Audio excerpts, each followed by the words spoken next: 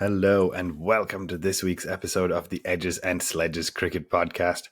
I'm your host Ashwin. I'm joined by DJ. We're trying to go YouTube live and DJ is in India right now, doesn't have his whole mic set up, so forgive us in advance for not having our normal setup. But we are here, DJ, 4 days out from the Border-Gavaskar Trophy, having just won an overseas series in South Africa. We've forgotten about this New Zealand stuff, right? Whatever happened, it's all in the past now, right? Yeah, what happened? Did India play some test matches or something? Because I'm not sure. I T20 don't is really the recall. name of the game, baby. How are you feeling, man? I mean, the objective of this episode is the Border-Gavaskar preview, but of course, we're going to start a little bit about the two T20s that happened since you and I last recorded. But did you get so let's start there. How did you feel about it? Did you get a chance to record that? I mean, would you have bet one player made century, duck century? Another made two back-to-back centuries, despite arguably not being the first name or one of the first couple of names on the team sheet ongoing. And I'm talking, of course, of Sanju Samson and Tilak Varma. But how are you feeling about that series, man? I mean, it is a series win in South Africa, which is kind of amazing. Yeah, it's great. I mean, India's won all 5 bilateral T20 series that it's played today. So bilateral kings as well as world champions. Let's not forget. Only Um, lost one T20 this calendar year, and I think we're done now. So that's going to end. The year's going to end with that stat. Incredible. Is it just I think it one? was like No, two. I I think think it was it's like 2 because we lost one in this series, and I think we lost another one somewhere.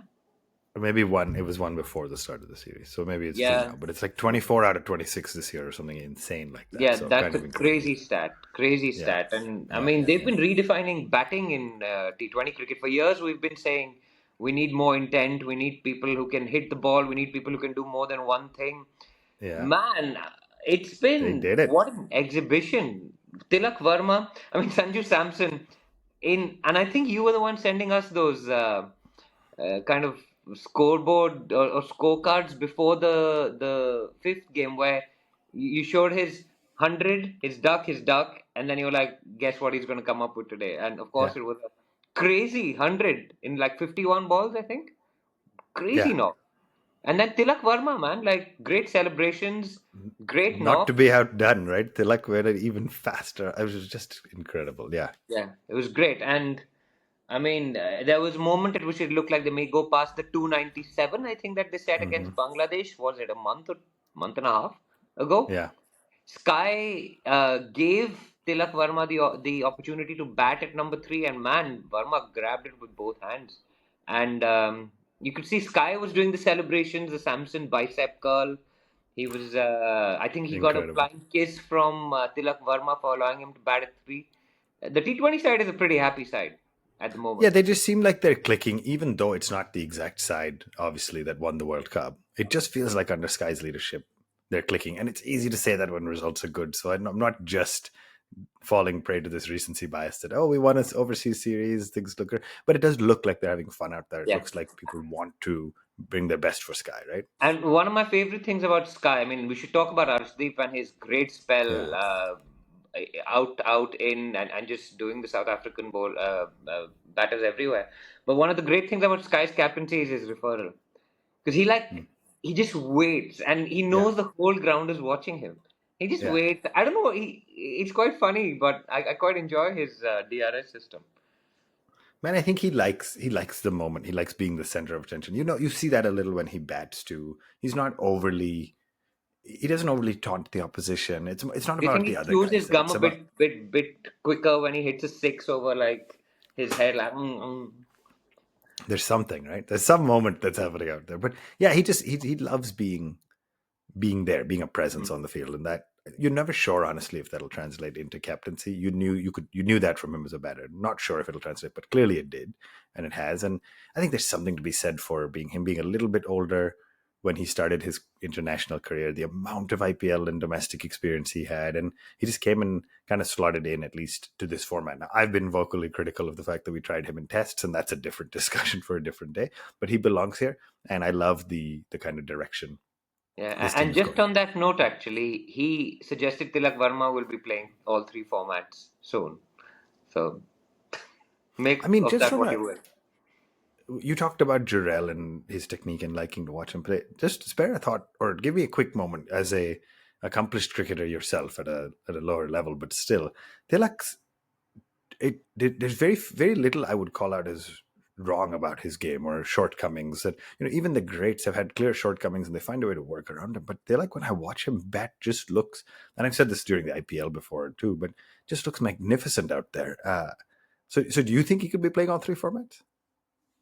He's got that kind of languid Yuvraj Singh extension of the arms, when he hits Yeah, straight or he hits over mid wicket. The true test of these players is on difficult test match tracks. sure. And we'll Yeah, come to that soon because we're going to talk about the Perth test match. Um, I mean, your guess is as good as mine whether he's going to be good enough to play on those dust bowls of India and the kind of hard, bouncy ball flying through at neck level tracks in Australia and South Africa. I actually quite like people specializing in particular formats. I yeah, I like the agree. fact that you Totally focus agree. and you develop your skill set. It's unfair because you have long breaks between kind of games and like you now I don't know when the next T20 game is actually. I have no idea because it's all BGT. But if you're just a T20 player at this point, you might start to think, when am I going to play next? Are people going to remember me? Because of course, recency bias is a thing as well, right? So Yeah, but I think that all is operating under the assumption that international cricket is the only cricket. And if you're a T20 player, go back now. Syed Mushtaq Ali starts now, right? Go back, play that, then play the IPL, and then there's sorry, they play this Mushtaq Ali first. Then there's England T20s. England is coming to India for some T20s, and then there's the IPL, and then you get into the summer season where there's in India goes to England for tests, and I'm sure there'll be T20s around that. So my point is, I'm 100% with you. I don't think we should be measuring Tilak's success or prowess by can he play on the Waka or at Perth under or in Adelaide under lights with a ping ball. No, it's a completely different skill set. But DJ, before we wrap, because I don't want to fall prey to being too much about batters, talk to me about Arshdeep. I think phenomenal spell, and Varun, 12 wickets, I think, in the series. Just a great series for them. I mean, you've known they're front and center on the selection card when it comes to T20 cricket, but they just stamped their authority in this difficult series, right? yeah, and it was. I mean, Arshdeep I think reduced South Africa to 10 for 4 at one stage, chasing what was it, 280 odd. And he had the ball on a string. I mean, where Tilak and Samson were just hitting sixes at will. Because I think India only lost 1 wicket in that 20 overs. Not helped by South Africa's fielding. They weren't helped by, I mean, India were helped, South Africa weren't.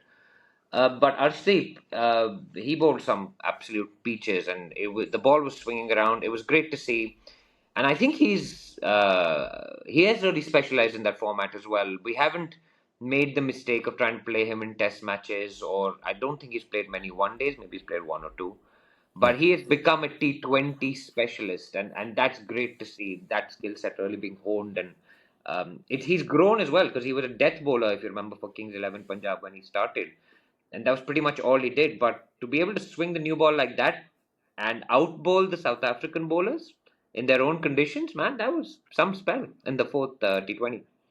Yeah, absolutely incredible. And then Varun seems to have gone through this journey. Varun Chakravarti, not our Varun, No, not but our Varun, who's off sick, by the way, poor guy. I hope he gets well when soon. are we going to get? Yeah, I know he's struggling, but he is actually traveling to Perth for the first Test match, so he's going to be there in the stadium. So hopefully he recovers soon. When are we going to get an Indian cricketer named DJ? Man, there was a point when Varun and Ashwin were both able to at the same time in different formats. So we got to get one named DJ so that all three of us have some skin in the game. DJ Bravo can be the coach. There it is. All right. People are tuned in to listen about Test cricket, and we're talking about this. But very quickly to wrap, Varun Chakravarti also just a tremendous series. Like he started being this mystery bowler, couldn't be picked, then went through probably a 2-year patch when it was like, actually, never mind, we figured him out.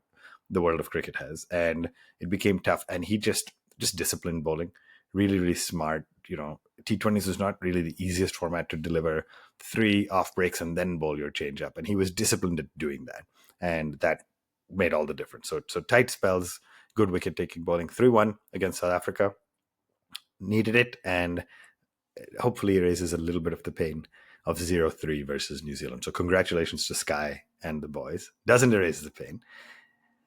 DJ, we are 4 days away from heading to Australia to play the first match at the new Optus Optum, whatever it's called, stadium in Perth, not the Wacker. The practice match was played at the Wacker, which I think is very interesting, and the inter-squad match, which no spectators allowed, etc.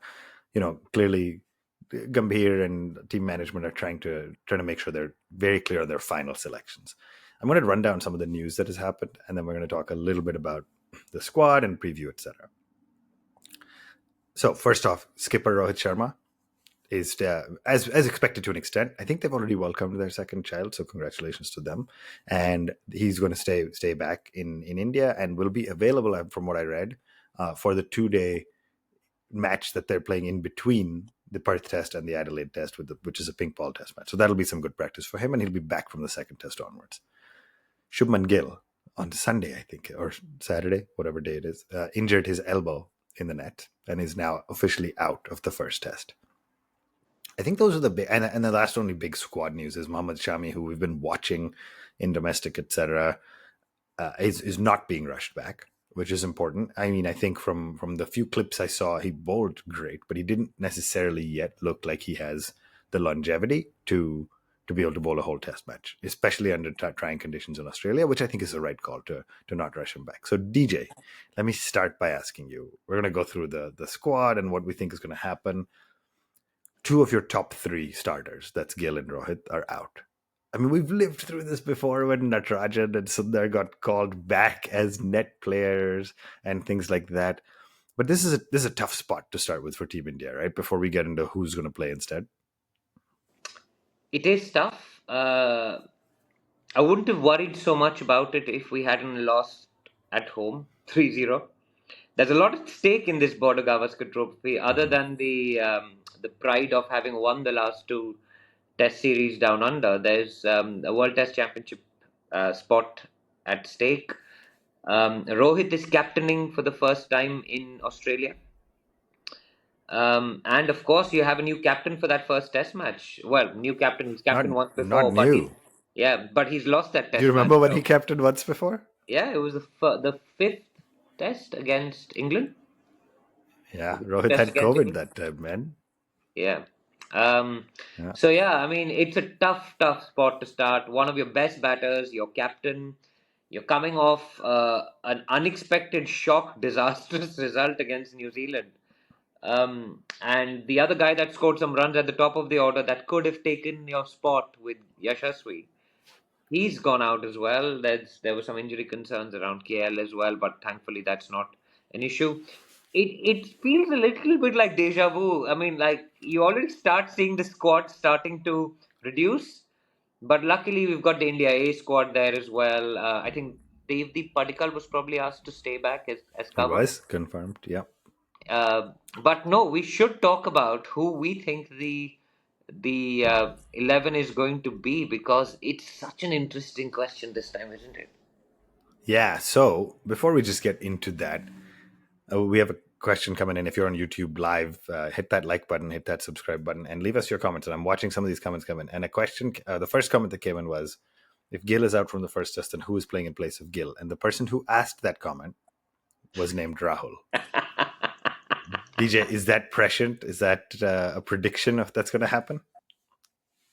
So let's go through the lineup. I want to see who bats where as well, because I'm not, and we discussed this straight after the New Zealand series. I'm not a fan of saying KL Rahul is going to be accommodated in the middle order. We're going to get Kohli to bat at 3 to do that. And then suddenly you have a couple of injuries and KL is going to open. So I would rather have. I think the strategic question is, do you pick a couple of core players and adjust your lineup and make sure they're not out of position, and you bat ball, etc. around them, or do you adjust everybody a little bit? If you say I want to lock in Kohli at 4, and then I'm going to make all the necessary adjustments around them, then you have guys playing a lot out of position. If you say I want to make everybody play a little bit out of position, maybe Kohli plays 3. There's a few different ways to do that. Then everybody's suboptimal, but by less. So with that thought, DJ, we're going to take a very quick break. And then when we come back, we will run down the playing 11 and talk a little bit about the rest of the series. Hit that like button, hit that subscribe button if you are on YouTube. Welcome back to the Edges and Sledges Cricket Podcast. Right, DJ, folks are watching on YouTube. This is great. It's nice to kind of get through it live, etc. Let's run down the batting order. And there are questions I want to ask you because there's a lot of rumors lower in the order about Nitish Reddy potentially playing, and he gives you a good batting option and a solid, faster bowling option. I'm not going to call him quick. There's some questions about the role of the keeper, Rishabh Jurel, and then there's really serious questions about the 3 spinning options we have in this squad, which are all, I don't think we have a full-time spinner. All 3 of our spinners are really solid batters, which is kind of saying something, but Ashwin and Akshar. So how about we start by going through the kind of fixed players in the squad, if you will, right? No question that Jaiswal will open.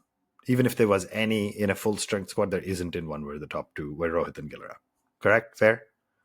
100%. I mean, he's been the best batter that India's had in the last year. Yeah, you said that in our last episode. Okay, no question, obviously, that Kohli will be number 4, somewhere 3 or 4. I think there may be a question on where he may get pushed up, but fair. Who else are you guaranteed? And then arguably, I guess 5. Pant at 5 is the number question. 5. So you got the 3 guys in that top order. Starting from the bottom, then at 11 essentially is Bumrah, no question, because he's captaining. Yeah, and I don't think they're going to mess up or change up Siraj. I think Siraj has to play. He has to play. He's the most experienced. He's played in Australia before.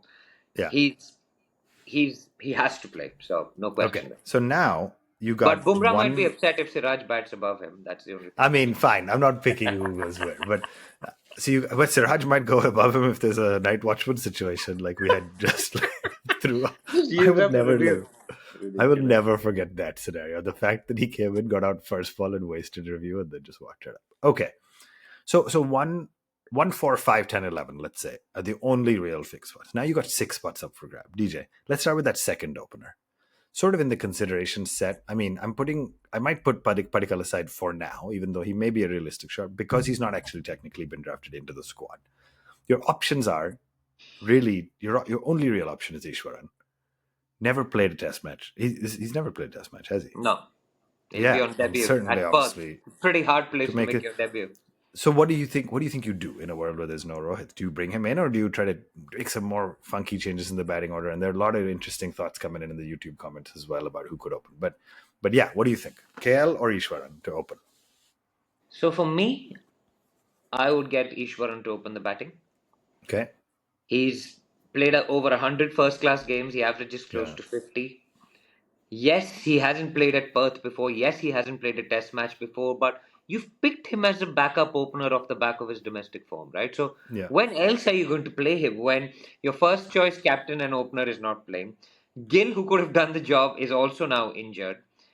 It would be a pretty bad indictment of the selectors if they didn't pick the guy that's literally designed to fill this slot. Yeah. So I would play Ishwaran. It's in his. He's in the slot. He opens the batting. He comes out when it's 0 for 0. The only thing I think that might go against him is that he's left-handed. He's right-handed. He's not left-handed. He's right-handed. So that actually doesn't go against him either. I for some reason I thought I was confusing him with Abhinav Mukund, who I don't think plays anymore. But Abhimanyu Ishwaran is right-handed. And yeah, he got 190 odd recently as well in a domestic game, from what I remember.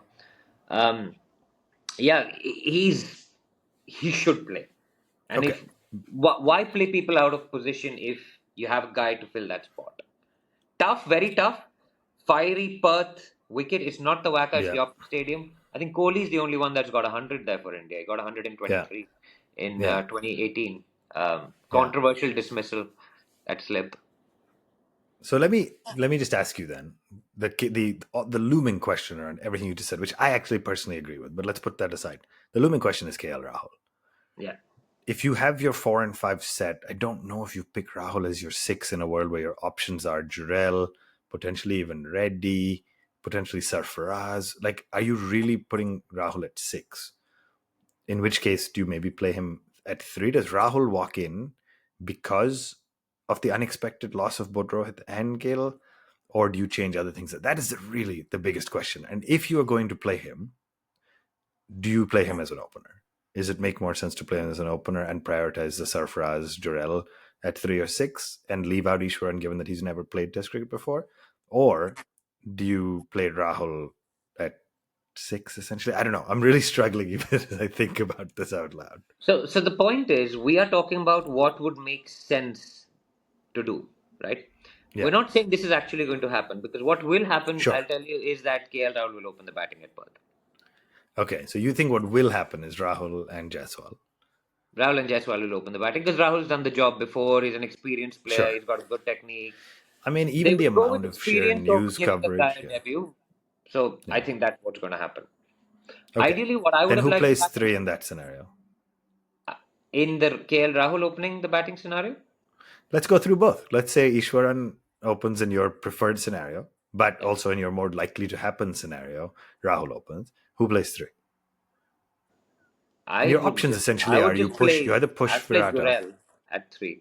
You're playing Jurel at 3. Okay. He's not probably not batted in that position, but I'm such a big fan of the guy. I just feel that he can play. He doesn't need to be protected at 6. He doesn't need it. He's got a great technique. He's got a great temperament. He can bat time. It it it's tough though. Like giving a guy a game in Australia at Perth with 4-5 breathing dragons of fast bowlers. It's an awful place to be. But of all those batters, even, and I dare say even Kohli, I actually think the most technically best equipped to deal with that is actually Dhruv Jurel. And I only say that from an eye test. There's no analysis that I've done about him against the short ball. It's purely from what you see a guy, how he bats. Yeah, I mean, what I will tell you is I don't disagree with you about how much of a fan I am. I do disagree with the statement that at batting somebody at 6, you're protecting him down there. I don't think that's the case. I think it's a specialized position. So it's not about easier, harder. Yeah, maybe you can argue new ball and all that stuff, but 6 is an important role, and Jurel has shown his ability to play middle lower order, to bat with the tail. So I don't think pushing up to 3 is saying, yeah, we trust you, now go play a totally different role. It's almost the equivalent of saying, hey, you're an awesome defender, so because you're such a great defender in football or soccer, we're going to make you play striker. It's like, that's not my role, man. I'm a fantastic defender. Let me play the defender. So all that to say, I don't actually know if Jurel has played early in his career or domestically a lot at 2 or 3, but I don't see it. But I think what will happen is they will push Kohli up to 3 and they'll get KL to bat at 4, which is, if Ishwaran plays and opens the batting, then KL will bat at 4, I think. Okay, so your options, let me just summarize, are either Ishwaran, Jaiswal, Kohli, KL is the top 4. Top 4.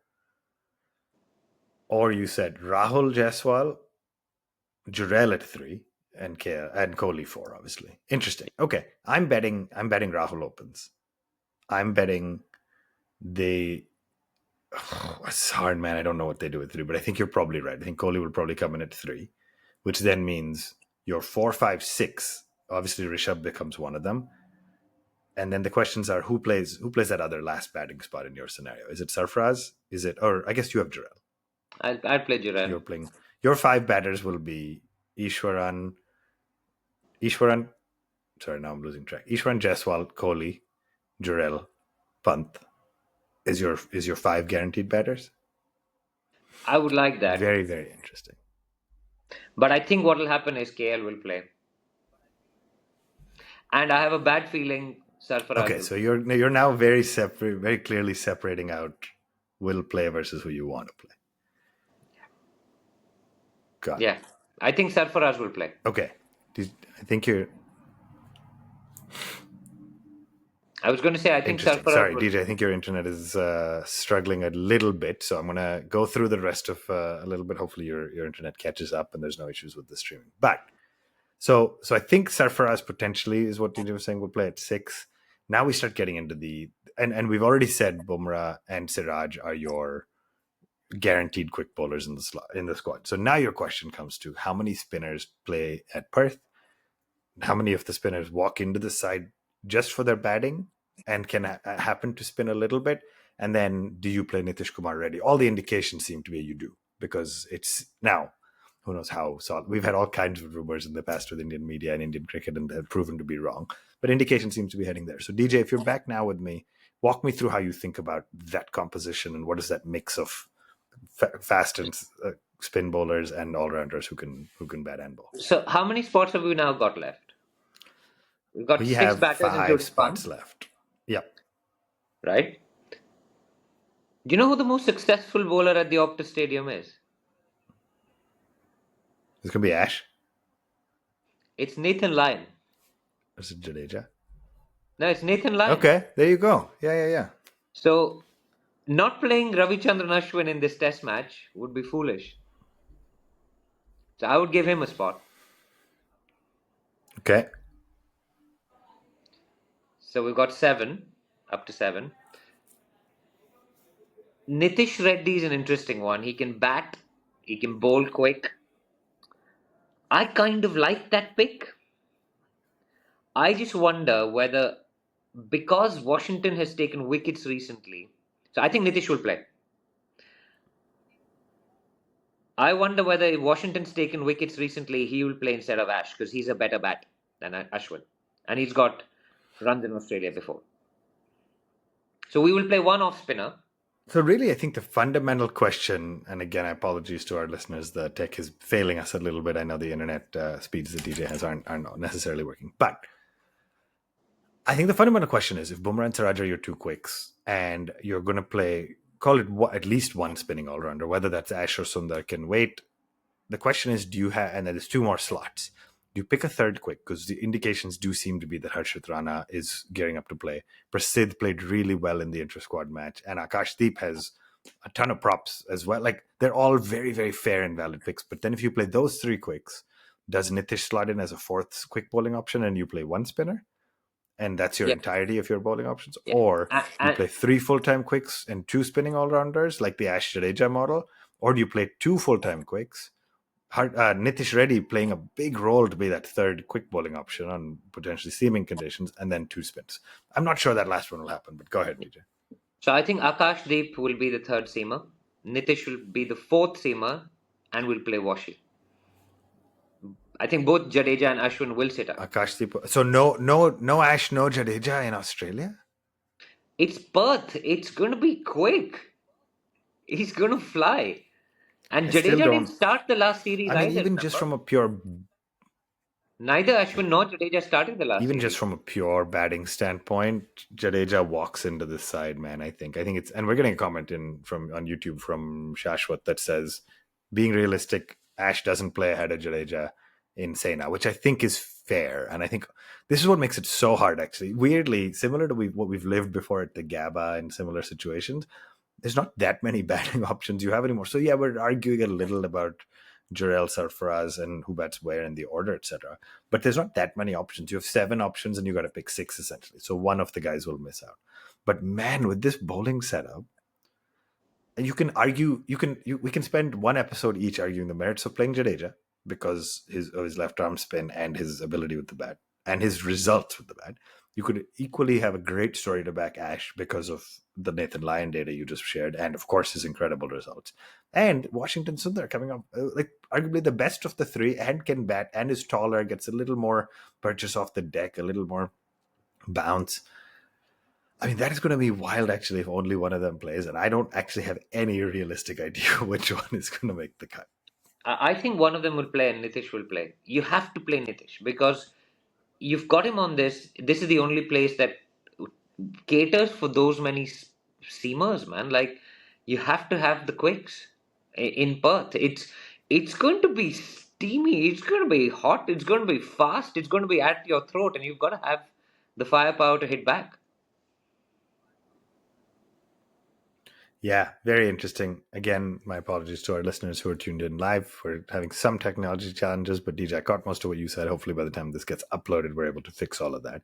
But I think that's very interesting. I think as we come to a wrap here, DJ's point of view largely was 3 dedicated quicks, 1 quick bowling all-rounder, and then just the 1 spinning option. And I think from my head, if that is true, which it very well could be, who is that spin bowling all-rounder that can lock down one end and bowl 30 overs if you need to rotate through the other quicks to give them a rest and pick up wickets and tighten up the batsmen. And I think, strangely enough, there is a very realistic world in which that becomes Jadeja. And I see the merits of Sundar and Ash, but I think Jadeja, that role he plays, get through his overs quickly, very, very disciplined, make it hard to score runs. But again, it comes down to role, right? Do I think he's as much of a wicket-taking option as a Sundar? Probably not. Do I think he's as... This is a harsh comment, but do I think he's as solid a batting option as a Sundar? I think they're probably equal. Maybe Jadeja's experience gives him more of an edge. Sundar's technically more solid. Jadeja has 2 triples, obviously, which Sundar doesn't have. But it's going to be fascinating. I mean, we are 4 days out from this first test match. DJ, before we wrap, and hopefully I can hear you okay now, what are the predictions for this series right as we wrap up? 5 tests, India versus Australia. We all predicted some variant of 2-0 or 2-1 in India's favor, or 3-0 against New Zealand, and we were all drastically wrong. Before you wrap, I'm going to say one quickly there. A comment is coming on YouTube from Ram Kumar Iyengar, which says Jaiswal was turning his arm over in practice, which could be really interesting. And back your one spinner theory that if you got a second guy who can spin if needed. Now, I don't want to rely on him. If you're the skipper, you don't want to be relying on him, but it's an interesting idea. And then we're getting a comment from Shashwat that says 99% sure this will be our 11. Jaiswal, Rahul opening. Sarfraz at 3 is what he's calling, which neither of us really discussed. Kohli 4, Pant 5, Jarrell 6, Jadeja 7, which is what I said as the one spin. Nitish 8, Harshit, Bumrah, Siraj is your 3. So that the bottom half is pretty similar, but you're in vehement disagreement on Sarfraz at 3 and Jarrell at 6. So I guess time will tell. You could do Kohli 3, Sarfaraz 4, maybe. I don't know. Yeah. Look, you have to be realistic. Last time Tuta tha Gaba ka Ghamand, and it was the Australian Ghamand that had broken. We've had that Ghamand for the last 4 years, right? A lot has changed since then. I think Australia are going to take this. Did you catch that? I think Australia are going to take it. They're going to take it 4-1. Yeah. I think Australia are going to win it 4-1. 4-1. Okay. Yeah. I think we're really going to struggle. I hope I'm massively wrong, but we've been through periods of transition before. I hope I'm wrong, man. And I hope I will eat my hat very happily. But that Australian team, they'll get the runs, they'll take the wickets, and we have lost at home, and that has not gone down well. Yeah. No, I believe. Sorry. I'm with you. I'm going to, as we wrap this up, there's some in the comments. We're getting a 2-2. We retained the Border-Gavaskar Trophy, but failed to make it to the World Test Championship final. That would be classic India if we managed to retain the trophy and celebrate it, but still not make the finals. I'm going to predict 3-1 in favor of Australia. I think I get the sense this year, for some reason, either Melbourne or Sydney are just going to be a road, and it's going to go the 5 days, and you're going to see huge totals, and we're going to have one draw. So I'm predicting 3-1, which is, listen, I think we're swinging the pendulum a little. We've just come off predicting 3-0 against New Zealand and getting burned. So hopefully we're subconsciously predicting losses, both you and I, so that we're pleasantly surprised if we manage to put up a good fight. I think it will be a great series, both incredible teams. I think India will want to come back fighting and really showing up really, really strongly and come back swinging, essentially. And I think the Aussies are going to sense that this is their opportunity to get a win. I'm not even saying over Team India, but over Kohli, because they want to defeat Kohli in Australia. Go ahead, DJ. Do we think Prasidh Krishna will play because of his height? That's a great question, actually, from Harish PSGCT. I think he's a reasonable option. I really actually do think that third seamer spot in Perth is up for grabs. And I think, unfortunately, as much as I don't like it, they're going to get one test, and if they don't have whoever that is, Prasidh, Akash, or Harshit, if they don't have a good test, they're going to be rotating through at that point. Maybe they'll fly in a Shami, probably not for the second test, but for the last 3 or something. So all that to say, I don't actually have any good guesses to Prasidh, Harshit, or Akash. I could see it being Harshit based on the media speculation, but I think Prasidh was able to get a lot of bounce in the practice match. Now it's unfortunate the practice match was at the WACA and not at the Optus. Yeah. I'm going to change my prediction to 3-2 because 4-1 is too depressing. And I want All to be right. Love optimistic. it. But Australia will still win 3-2. But 3-2. we won't lose that badly. The last kind of out of left field question that came in, which I think is fair, and Harish is sending this in the chat, is what about Washington at 3? And that is really interesting. I don't think it's going to happen this series. I think it is a potential ongoing. So Alvi does play Ranji at number 3, and he goes in as a bowler. But I think this team management has settled on him as a bowler who's an excellent batter, not as a top order batter yet. And so we didn't see that in any of the warm up or practice. We didn't see that. We haven't seen any real indications there beyond the fact that he does it in Ranji. So I love the idea. I think it gives you a lot of options ongoing. But I think if they're playing him as the lone spinner or even the second spinner, you're betting on 15, 20, 25 overs. And gosh, there are just not a lot of guys who can bowl that many overs and bat so high up in the order. Yeah. I mean, that's what made the Jacques Callises of the world so special, that they could do those in long, enduring, trying test matches. So, but how long before we send an SOS to Shardul Thakur, your favorite cricketer? that is probably as good a line as I can think of to wrap up this week's episode, because I have absolutely no comment, nothing to add, nothing to say. But it is going to be great. I'm fired up, man. Test season is almost here. I get to watch one game, one session fully. The second session as I'm kind of going to sleep, and then I watch highlights of the replay of the third session as I wake up the next day.